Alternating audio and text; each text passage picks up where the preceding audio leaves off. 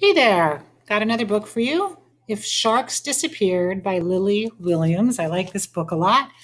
It does have some big words in it that I will definitely mispronounce. You may know how to read those words. This is a new book that I got not too long ago. This is a healthy ocean. It's a balanced environment where many different animals and plants thrive.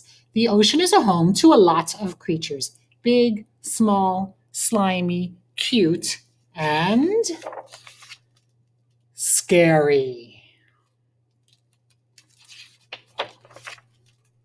Sharks have helped keep our oceans balanced for about 450 million years.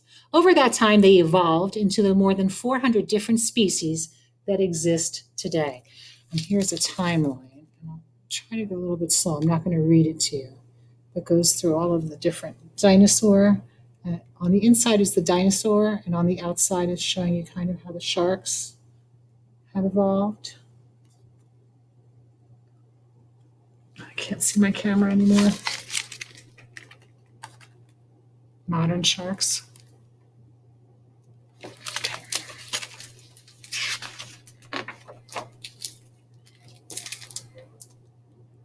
Sharks are apex predators, which means they are at the top of the food chain in their ecosystem, the ocean.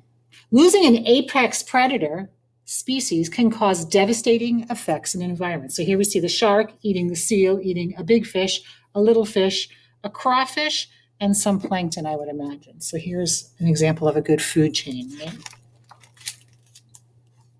Today, roughly between 1/4 and 1/3 of the shark species are vulnerable to extinction because of overfishing. What could happen if this continues and sharks continue to disappear altogether? If sharks disappeared, sad face.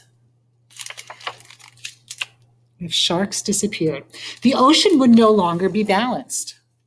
Although different species have different diets, most sharks typically eat sick, slow, or weak prey, leaving the healthy animals to reproduce. If sharks disappeared, the population of sea lions and other pinnipeds would potentially explode. At higher populations, they would eat more fish. And then eventually, once there weren't any fish left, the seals and pinnipeds would starve and die out as well. And if fish and pinnipeds disappeared, what would happen? Plankton, which is what many fish that are lower on the food chain eat, could quickly grow out of control. And that could make the ocean a thick sludge. Nothing could survive in this water if the ocean became unlivable. So think about that. If the sharks disappeared, then the seals would be increased in population, and then they would be eating all the fish, and the fish would not be eating the little plankton. So then the plankton would become overrun, and nothing would be able to live in that unlivable ocean. Many species of land animals that rely on the ocean for food, such as seabirds and polar bears, could starve out and die. So the loss of those animals would cause still more species inland to die out. And this pattern of cause and effect, called a trophic cascade, could spread like a wave across countries and continents until animals around the globe were affected, from bees to birds to bears, and eventually to us, to humans, because we rely on those animals, most of us, to eat. I like this one. All species depend on one another to survive by keeping our planet's ecosystems in balance. And luckily today,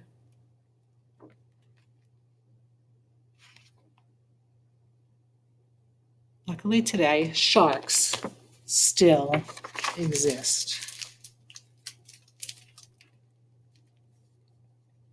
Sharks inhabit all of the oceans on the earth.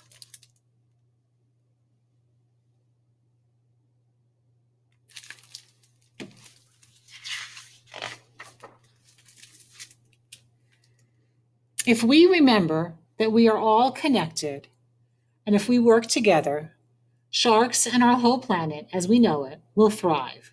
And maybe that we'll see that what once seemed so scary isn't so scary after all. So even though sharks seem scary, we really, really need them. Again, this is another book that if you would like to borrow from the library, because there's a lot of good information here, let me know. I can check it out too. A pinniped is various species of meat-eating four-limbed mammals that live in the water, such as seals and sea lions. And there's some more information about here, how you can save sharks and sharks that are in trouble. So I hope you enjoyed that book. Oh, and there's lots of different types of sharks in the back cover. Back there, over here too, that you can look at if you check out this book, If Sharks Disappeared.